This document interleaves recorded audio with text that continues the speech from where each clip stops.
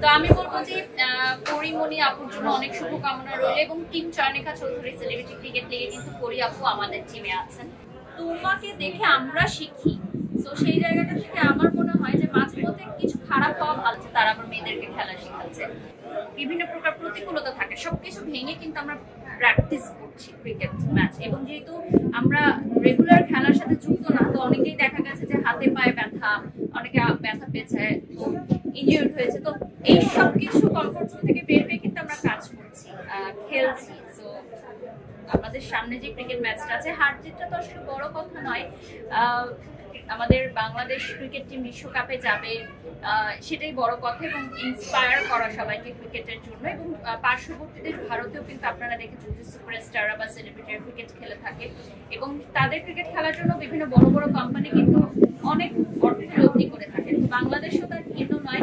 আমার মনে হয় যে প্রতি বছর এরকম সেলিব্রিটি ক্রিকেট লিগ হবে। এবছর যেসব তারকারা যুক্ত হতে পারেননি বিভিন্ন কারণে, তারাও পরবর্তীতে যুক্ত হবেন। আর ফার্স্ট টাইম আমি এইখানে আছি টিম চয়নিকা চৌধুরীতে, ভালো লাগছে, অনেক নিউ এক্সপিরিয়েন্স।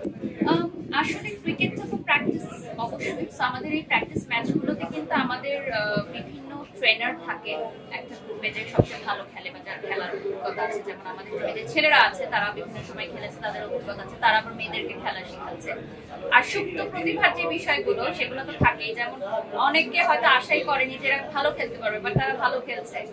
তো বিষয়টা এরকমই যে practice makes a man perfect, but আমরা তো কখনোই পারফেক্ট ক্রিকেটারদের মতো খেলতে পারবো না, যেহেতু আমাদের ক্রিকেটাররা ইন্টারন্যাশনালি পৌঁছে গেছে খেলা নিয়ে, তারা ভীষণ ভালো করছে। তাদের মতো তো ডেফিনেটলি আমরা খেলতে পারবো না, বাট আমার মনে হয় যে এটা একটা ভিন্ন কিছু দর্শক পেতে চলেছে। দেখুন, সেলিব্রিটি মানেই হচ্ছে তারকাদের ব্যক্তি জীবন নিয়ে মানুষের একটা উৎসাহ থাকবে। এটা নতুন কিছু না, ভিন্ন কিছু নয়, ঠিক আছে? এটা সারা বিশ্বব্যাপী যারা নাম করেছে প্রত্যেকের প্রফেশনাল লাইফের চেয়ে পার্সোনাল লাইফটার প্রতি মানুষের আকর্ষণ বেশি থাকে। মানে বলে না যে দরজাটা আমরা আটকে রাখি, সেই দরজার ভেতরে পেছনে কি আছে সেটা দেখার জন্য মানুষের আগ্রহ বেশি থাকে। তো আমি বলবো যে পরিমণি আপুর জন্য অনেক শুভকামনা রইল এবং team Chayanika Chowdhury celebrity cricket লিগে কিন্তু পরি আপু আমাদের টিমে আছেন। সো পরি আপু ডেফিনেটলি নিঃসন্দেহে একজন ভালো মা, একজন ভালো অভিনেত্রী। তো আমরা তার কাজগুলো নিয়ে কথা বলে, যেহেতু তিনি একজন শিল্পী, তার কাজগুলি আমরা সামনে তুলে ধরি।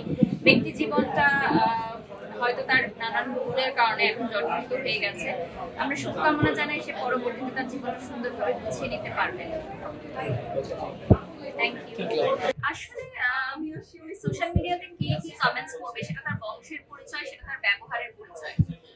মেরিট প্রথম আলো পুরস্কার এমন একটি অ্যাওয়ার্ড ফাংশন যেখানে আপনারা জানেন যে একদমই খুবই লিমিটেড গেস্টরা থাকেন ওখানে। হ্যাঁ, তারকা ছাড়া ওখানে কারো উপস্থিতি থাকে না, সেটা আপনারা নিজেরাই ভালোভাবে জানেন।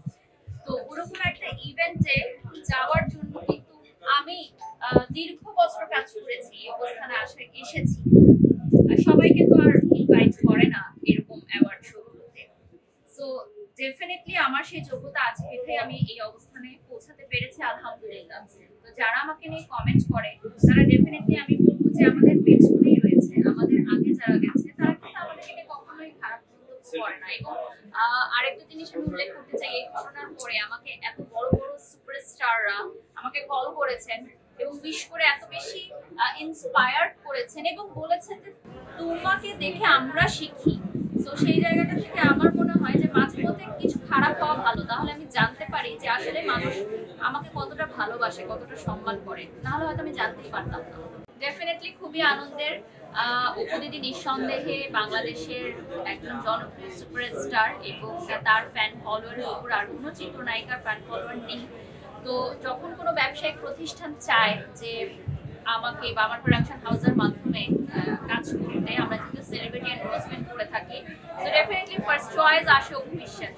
তো সেই জায়গা থেকে আমি বলবো যেটা আমার কাছে খুব ভালো লাগে যে আমার খুব কাছের মানুষ যে আছে তারা ভালো করছে, তারা বড় জায়গায় যাচ্ছে, সেটা আমার কাছে আনন্দের। এবং অপু দিদির কাছেও আনন্দের ঠিক তেমনই যে আমি ভালো কাজ করছি, আমি এগিয়ে যাচ্ছি, সবসময় শুভকামনা জানাই। আমার যেটা একটা প্রোডাকশন হাউস আছে, সেখান থেকে সামনে বেশ কিছু টিভিসি, ওবিসি এবং নাটকের কাজ হবে আমাদের সামনে। ঈদ থেকে আমাদের কিছু নাটক আসবে যেগুলোর প্রযোজক আমি থাকবো, আমার হাজবেন্ড থাকবেন, আমাদের প্রোডাকশন হাউস থেকে হবে। সেগুলো স্ক্রিপ্ট রেডি হয়ে গেছে অলরেডি। আমরা হয়তো এখন সেলিব্রিটি ফাইনাল ফাইনালাইজ করবো যে কোন তারকারা আমাদের হিরো বা হিরোইন প্লেসে কাজ করবে। গল্পের সাথে চরিত্রের সাথে মিলিয়ে আমরা কাজ করবো ডেফিনেটলি। তো সেগুলো নিয়ে পরিকল্পনা চলছে। আরো কিছু সারপ্রাইজ আছে সামনে, কিছু ভিন্ন ভিন্ন জায়গায় আমাকে মানুষ দেখতে পারবেন। তো সারপ্রাইজে থাকছে সেটা।